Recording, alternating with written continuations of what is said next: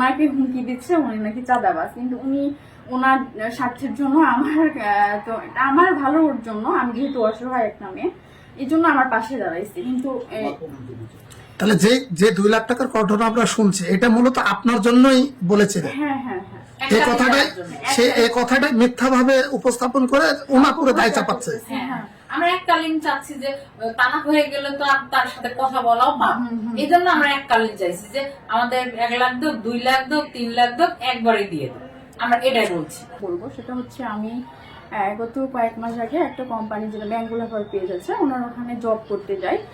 Job করার পরে উনি আমাকে মানে খারাপভাবে প্রপোজ করে, যেমন অনেক কিছু বলে, আমি সেটাতে রাজি হই না। পরে উনি আমাকে বিয়ে প্রপোজ করে বাসাতে, বলে যে বাসায় হচ্ছে বলবো তুমি বিয়ে করো। তো এভাবে তখন আমার ফ্যামিলিকে বলে দিয়ে ওনার ওয়াইফকেও মানে রাজি করায়, আমি জানি না কিভাবে। তখন ওনার ওয়াইফ আবার হচ্ছে একটা ফেসবুক পেজে ওখানে ম্যাট্রিমনির যে গ্রুপ আছে ওখানে হচ্ছে দেয় যে বিবাহের জন্য ওনার স্বামীকে বিবাহ করবে। এটার পরে আমি বলছি যে আপনার ওয়াইফ যদি রাজি থাকে বিয়ে দেওয়ার জন্য তাহলে দেখা যাবে ফ্যামিলিগতভাবে। তো উনি ওনার ওয়াইফকে নিয়ে এসে আমাকে ফ্যামিলিগতভাবে ওনার ওয়াইফ সহ থেকে বিবাহটা দেয়। তো দেওয়ার পরে অনেক মানসিক বা অনেক টর্চার সেখানে শুরু করে, মানে বিয়ের পরে। তারপরে ওনার ওয়াইফও বিভিন্ন হচ্ছে সুইসাইড করতে যায়, বিভিন্ন হুমকি দেখায়। দেখার পরে আমাদের হচ্ছে 3 মাস, গত 30 তারিখ 3 মাস 26 সালে উনি হচ্ছে ডিভোর্স লেটার পাঠায়।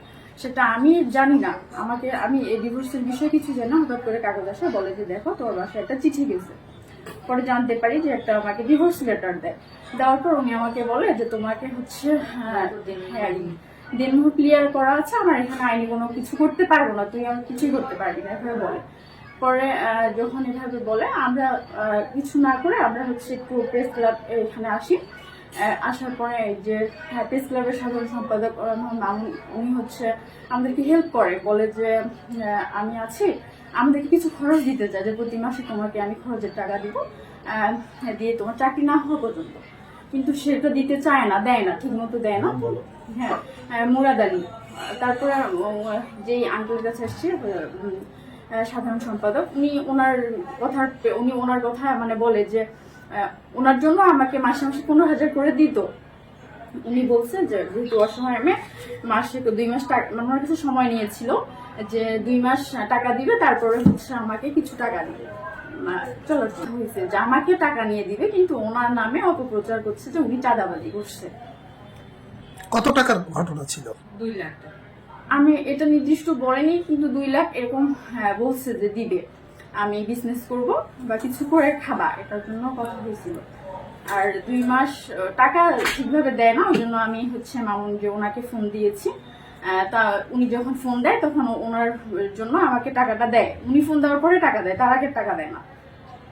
ওনাকে হুমকি দিচ্ছে উনি নাকি চাঁদাবাজ, কিন্তু উনি ওনার স্বার্থের জন্য তো আমার ভালোর জন্য আমি যেহেতু অসহায় এক নামে এই জন্য আমার পাশে দাঁড়াইছে। কিন্তু তাহলে যে যে 2 লাখ টাকার ঘটনা আমরা শুনছি এটা মূলত আপনার জন্যই বলেছিলেন। হ্যাঁ হ্যাঁ হ্যাঁ, এই কথাটাই মিথ্যা ভাবে উপস্থাপন করে ওনা পুরো দায় চাপাচ্ছে। হ্যাঁ, আমরা এককালীন চাচ্ছি যে টানা হয়ে গেলে তো তার সাথে কথা বলাও পাপ, এই জন্য আমরা এককালীন চাইছি যে আমাদের 1 লাখ দোক, 2 লাখ দোক, 3 লাখ দোক একবারে দিয়ে দেব, আমরা এটাই বলছি।